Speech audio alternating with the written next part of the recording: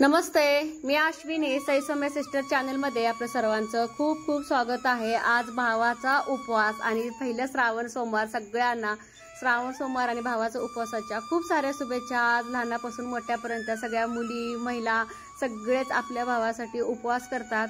तर हा उपवास का करतात तर ते तुम्हाला मी सांगते। कारण की हा उपवास ना आपल्या भावाच्या यशासाठी प्रगतीसाठी प्रत्येक कामात त्याला उन्नती यावं, त्याला भरभरून यश यावं, त्याला भरपूर उदंड आयुष्य यावं यासाठी आपण बहिणी खटपट करत असतो। त्यासाठी अगदी मनोभावेना आपण भावाचा उपवास करत असतो, खास आपल्या भावासाठी। तर आज ना नागदेवतेची पण पूजा करतात। बरेच ताईंची कमेंट आली होती की नागपंचमी दिवशीच पूजा करतात, पण आमच्या इकडे आजच पूजा करतात नागोबाची। आणि ना नागोबाची आज म्हणजे पूजा का करावी तर नागोबाला प्रसन्न करण्यासाठी एक भावाच्या रूपामध्ये आणि एक प्रकारचं ना शिवलिंग जसं शिवाचं रूप आहे, तर भावाच्या उपवासाच्या निमित्ताने नागाचीच म्हणजे आपल्या शिवलिंगाची सुद्धा उपवास घडतो आपल्या। त्यामुळे का नाही हा उपवास शक्यतो सगळेच करतात। तर उंबरठा पूजन केलेलं आहे आणि हा लेप मला खरंच खूप आवडतो, इतकं दिवसभर प्रसन्न वाटतं ना खूप। तर इथं ना रात्री जे गाठीचा नाग सई आणि परीनं जे काढलेलं होतं आणि आईनं, तर आईंचा आणि सईचा मी ना त्याच नागाची पूजा करणार आहे। गाठीच्या नागाची विकत आणण्यापेक्षा म्हटलं मुली पण खुश होतील, आई पण खुश होतील, तर तेच मी ना हळदीचं लेपन केलेलं अगदी डिक्टो असं काढलेलं होतं, वारू परत आपलं नाग वगैरे। त्यामुळे मी त्याची पूजा करणार आहे। तर इथं आपलं श्रावण महिन्यातलं पहिला सोमवार। तर मी खरसुंडीला जेव्हा गेले होते ना गेल्या वर्षी श्रावण महिन्यात, तर बरोबर वर्ष झालं ह्या शिवपिंडीला ना मी अभिषेक करून मी देवपूजा करायला घेतलं होतं। तर आपल्या शिवपिंडाची ना छान असं अभिषेक करून ना शिवामूठ वाहली। शिवामूठ तांदूळ आहे ना, भरपूर असं पांढरे फूल, देवाला पांढरे फूल खूप आवडतात। तर आमच्या इकडे ना बलुतेदारी पद्धत आहे, बेल आणून देण्याचे पण काम आहे। त्याच गुरु काका आणूनच दिले नाहीत बेल, मी खूप वाट बघितली। आणि आपल्या मळ्यात जे ना खुरपताना बरंच असं ना धोत्राचं फूल पण आहे आणि त्याचं फळ पण आहे, पण ह्यांना वेळच नव्हता, त्यामुळे त्यांनी काय आटलं नाही, म्हणलं दुपारी आटल्यानंतर ठेवावं।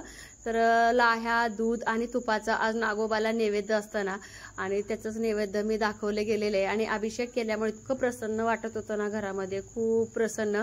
आणि रांगोळी पण काढून घेतली। ही सगळी पूजा बघायला सईपरी काय नव्हते, आज त्या लवकरच गेले होते ना। श्रावण सोमवार मधलं ना पहिला आज सोमवार असल्यामुळे सकाळची शाळा होती।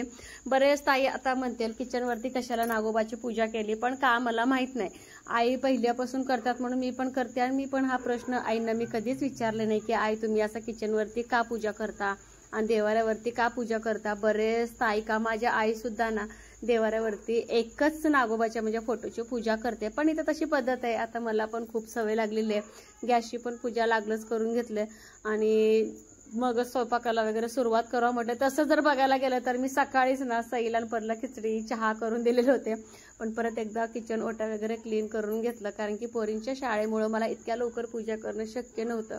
त्यामुळे म्हटलं परतच निवांत करून घ्यावं।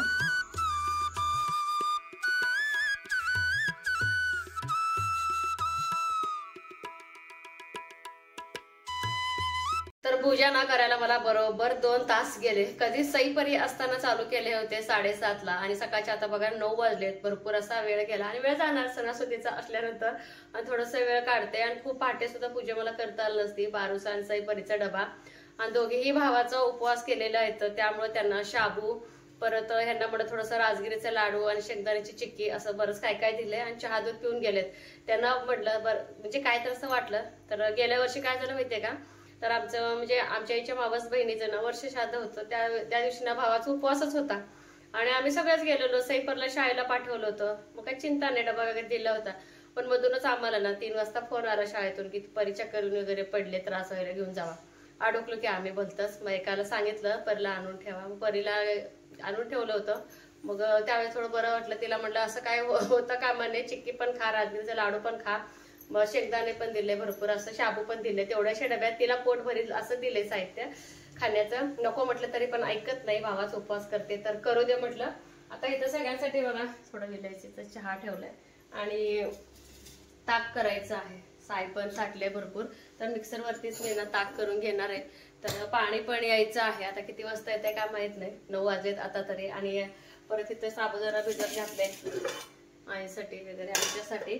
आणि तुम्हाला सांगते बऱ्याच ठिकाणी ना आता आमच्या माहेरी तरी आजच्या दिवशी आता मी लाह्या दूध तुपाचं तर नैवेद्य दाखवले दोन्ही सुद्धा नागोबाला. आणि इतकं छान फ्रेश पूजा वाटायला तुम्हाला आणखीन एकदा दाखवते. असं वाटते काम करू नये तिथंच निवांत बघत बसावं असं वाटायला लागले. तर माझ्या माहेरी बघा आज मटकीची उसळ असते, परत फुटाण्याची डाळ असते, परत शेंगदाणे असतात बघा आणि खोबरं असते. आणि जी फुटाण्याची डाळ असते ना ती बारीक करायची मिक्सर मध्ये आणि पाक करून वेलदोडे वगैरे टाकून ना जसं आपलं काजू कतली वगैरे करतात ना सेम त्याच पद्धतीचे वड्या पाडून घ्यायचं असतं. तर त्याला आम्ही ना करदंट म्हणतो. बऱ्याच ठिकाणी असणारे बघा, आता उद्या ताईंची कुठल्या तर कमेंट येणारच आहे. तर करदंट आज करतात आमच्या इकडं आणि ते सगळं खाल्लं पण जाते आमच्या इकडं. लाह्या पण खातात आज आमच्या इकडं. आणि हे सगळं जे साहित्य आहेत ना ते सगळं 10-12 ताटं आम्ही भरतो जेवढे आमच्याकडे शेजारी आहेत तर त्यांना. तर सगळ्यांना आम्ही वाटायचो लहानपणी. माझी बहीण एकीकडे, मी एकीकडे. चिवडा पण आज असतो. चिवडा, लाह्या, करदंट, शेंगदाणे, फुटाणे, परत उसळ आणि चांगलं मोठं असं खोबरं असतं. खोबरं आणि गुळ एवढं साहित्य ताट भरून एकामेकांच्या घरी द्यायचं आणि प्रत्येकाची टेस्ट बघायला खूप मजा यायची. त्यातलं मला अजिबात करदंट आवडत नाही, लाह्या पण एवढं आवडत नव्हतं. मी फक्त त्यातलं चिवडा आणि उसळ खायची बघा. आणि माझ्या सासूच्या माहेरी म्हणजे रांजणीला आई म्हणायचे, रांजणीला तर ना लाहीपिठाचं हे काय म्हणतात, जसं आता हे लाह्या आहेत ना जी कावळे असते त्याच्यापासून धपाट आणि उसळ शेंगदाणं त्यांच्या माहेरी तसं आहे. तिथून आई लहानाच्या मोठ्या होऊन इथं आल्या आणि मी तिथं तेवढं साहित्य सगळं खाऊन लहानाचे मोठे होऊन इथं आले. इथं मात्र काही चालत नाही. आलेगावला साबुदाणा चालतो. बऱ्याच ठिकाणी बोलतात की साबुदाणा पण खायचं नाही, सापाचे अंडे बोलले जातात, पण आता काय करायचं तिथं काही चालत नाही. त्यामुळे परीचं पोट फुलकं नाही मला माहित नाही. माहेरी तिकडं तसं आहे. माझ्या हातीच्या बहिणीकडे पण वळसंगच्या माझ्या बहिणीकडे पण ना लाहीपिठाचे धपाटे वगैरे असतात. आज बऱ्याच ठिकाणी वेगवेगळ्या पद्धत आहेत खाण्याचे. तुमच्या काय काय आहेत भावाच्या उपवासा दिवशी हे पण मला सांगा. माझ्या माहेरी तर बरेच असे पदार्थ आहेत. विलायची घातल्यामुळे एक नंबर असं सुगंध येतो. फ्लेवर चहाचा पण एकदम भारी. तर चला दूध ओतून घेते. ह्या पूजापासून ना अजिबात असं इथून सरकावंसं असं वाटत नाही, बघावंसं असं वाटतंय, इतकं प्रसन्न वाटतंय. आणि इथं जे लावले ना मी तर सईबाईचं लावले. सईबाईनं तयार केलेलं देवाऱ्यावरती लावले. दरवर्षी ना मी आपलं विकतचं इथं देवाऱ्यावर आणायची आणि आई किंवा सईपरी तयार केलेलं किचनवरती लावायची. आणि इथं आईंचं लावले. आईनं बघा वारण आणि डोळे बिळे सगळं केले. डोकावून बघायला लागलेत भाऊराजा सगळे. आणि इकडं आपलं चहा चांगला त्याला मी उकळून देणार आहे. विलायची चहा ठेवलंय.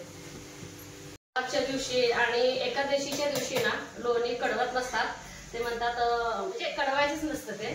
तर मी पण कडवणार नाही, लोणी फ्रीज मध्येच ठेवणार आहे. आज भांडं पण भरलं गेलंय आणि सईपरी पण 2 वाजोस्तर येतील. आणि आम्हाला खिचडी बरोबर ना ताक आवडते, मला पण आवडते खिचडी बरोबर. त्यामुळे म्हटलं चला उपवासा दिवशी मी नेमकं करतेच करते. साय किती पण असो लोणी भरलं ठेवायचं का महिना फ्रीज मध्ये, पण ताक करतेच मी. तर त्यामुळे ना आज कडवत नसता सोमवारी एकादशीचं. चला तर ताक बनवून घेते. सगळी घरातली कामं आवरली आणि साबुदाणा पण बनवून घेतलेले आहे. आणि आता देवाला नैवेद्य पण दाखवून घेते. तर आई म्हटलं मी त्या दाखवायचे तर नैवेद्य म्हटलं. तर उद्या नागपंचमी आहे ना, तर बांगड्या भरायचे. तर मी आणि जाऊबाई दोघी बांगड्या भरायला चाललोय. तर चला तर तिथे गेल्यानंतर बघू. थोड्याशा वेगळ्या पसंतीच्या बांगड्या भरावा म्हणते. पैसे तर घेतले. इथं शेजारीच आहे कासाराचं दुकान. तर सोलापुरात घातलेली बांगडी आहे. जेव्हा उन्हाळा सुट्टीला गेल त्यांना माहेरपणाला त्यावेळेस वहिनीने घातलेलं इथं हे बांगड्या. तर चला थोडंसं चेंज वेगळं काहीतरी सणानिमित्त बांगड्या भरून येते. बांगड्या भरायला चाललोय. आणि आमच्या इकडे भरपूर असं वारुळ आहे. तर भावाच्या उपवासा दिवशी कुठल्या तरी ताईनं हे बघा असं पूजा केले. तर आमच्या इकडे लाह्या वगैरे दूध लाह्या मोठा आहे खूप वारुळ. तर चाललोय आम्ही. एक जाऊबाई यायच्या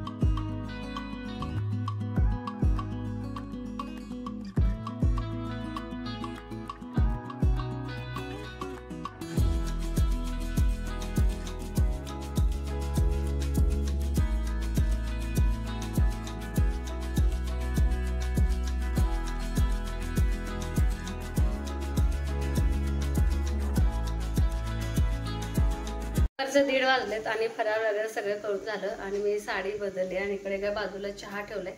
तर आज ना दुपारीच पंचम खेळायचं असं आमचं चालू आहे. तर संध्याकाळी कुणाला जमतंय, कुणाला जमत नाही, कुणाला स्वयंपाक असतंय, कुणाच्या लेकरांचा अभ्यास असतंय. आणि मी जे बांगडे भरले तर ह्या बांगड्या आहेत. तर एक माझी मैत्रीण आहे, तिला पण बोलवलं होतं, शाळेवरूनच आली, शाळेत जाते ना. म्हटलं आता चहा घेऊन जा, फोटोशूट वगैरे करू. खेळायचं काय त्यांना होणार नाही, पण भेटून तर जा म्हटलं. ते आले त्या आणि बाकीच्या पण जावांना बोलवलंय की किमान एक 5-6 जणी तर आहे. आम्ही सगळ्यांचे एक लेकरं असं सगळेजण मिळून थोडंच 1 तासवर आम्ही ना धमाल करणार आहे. हॉलमध्ये सगळेच बसले आणि हे चहा ठेवलं इथं मस्त. तिला चहा देणार, तिला मिस्टर पण आहेत, मिस्टरांना पण देणार. चला तर मस्त पंचमचे ना गाणे तर कोणालाच येत नाही, नुसतं फुगडी ही ती असलं खेळणार आहे आम्ही. एक प्रकारचं ना मुलांसाठी सई पण माझ्या कार खूप पाठीमागे लागली होती की आई फुगडी कधी खेळायची म्हणून म्हटलं आज दुपारचं थोडंसं खेळूया. चला तर मग त्यांना चहा पण देऊन येते. फुगडी खेळूया. तू शाळेवरून आली का? आता आले. चला चला चला पंचमी खेळायची. पंचमी आम्ही फुगडी सगळे गँग सगळे गँग आले. तेवढंच आपला 5-7 बायका त्यांची कालवा चाले. कुणाला गाणं पण येत नाही, पण नाग पंचमी खेळायचे. पंचमी चला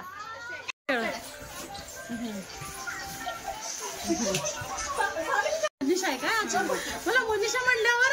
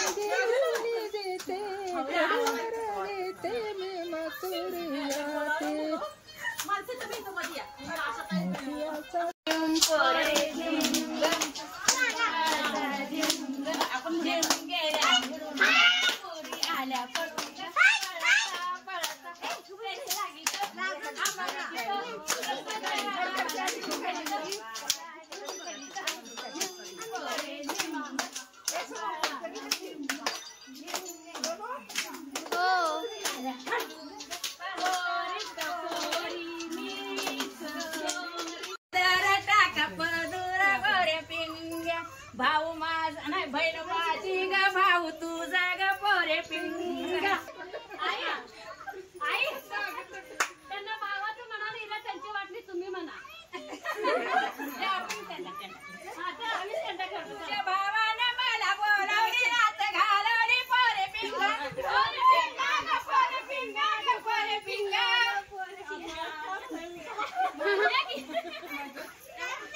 माझा भाव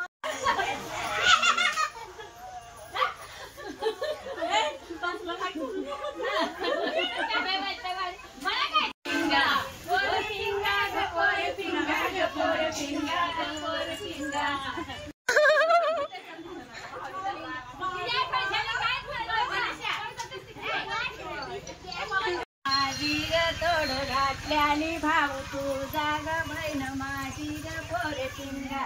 पोरे पिंगा ग पोरे पिंगा ग पोरे पिंगा पोरी पिंगा. ग पोरी पिंगा ग पोरी पिंगा ग पोरी पिंगा.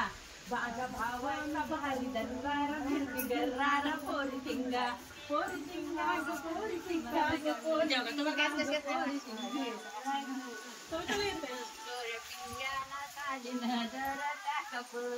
पोरे पिंगा. बहीण माझी घातल्याने भाऊ तुझा ग पोरे पिंगा. पोरे पिंगा ग पोरे पिंगा पोरे पिंगा पिंगा. पोरी पिंगा ग पोरी पिंगा ग पोरी पिंगा ग पोरी पिंगा. तुझ्या बहिणीचं काय नरड ग कावळा. आमच्या बहिणीला आमच्या नावाचं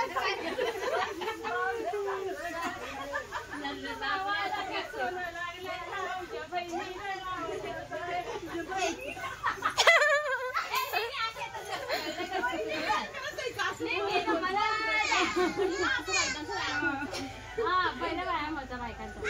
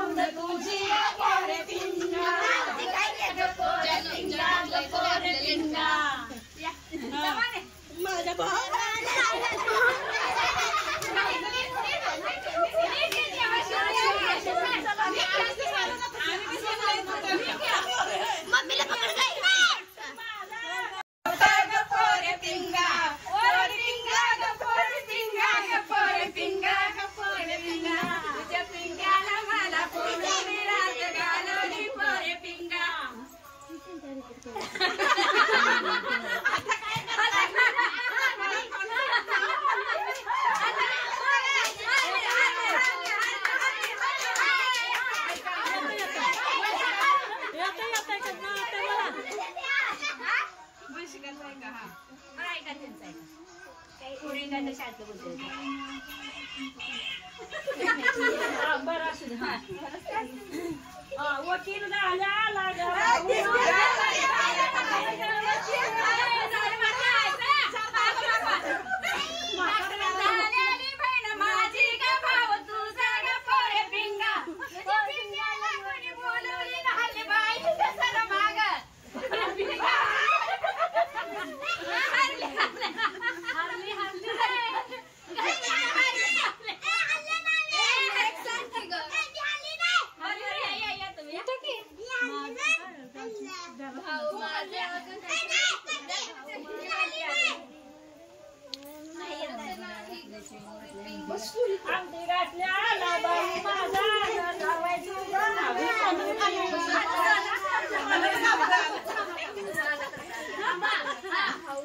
माझ्या बहिणीच्या घरातून लुटलेलं सगळं घातलेलं भाऊ तुझा माझ्या बहिणीच्या घरात सगळं लुटलेलं भाऊ तुझा पोरे पिंगा पोरे पिंगा पोरे पिंगा पोरे पिंगा माझा भाऊ आला तुझी बाज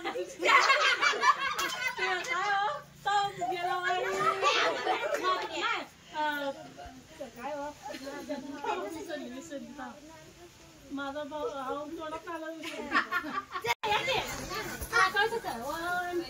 हसता येत नाही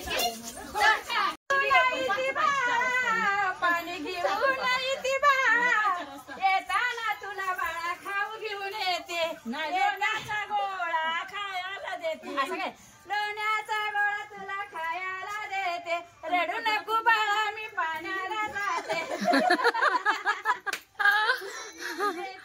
तुला खायला देते ना. परत विलायचीचा सगळ्यांना चहा ठेवलाय.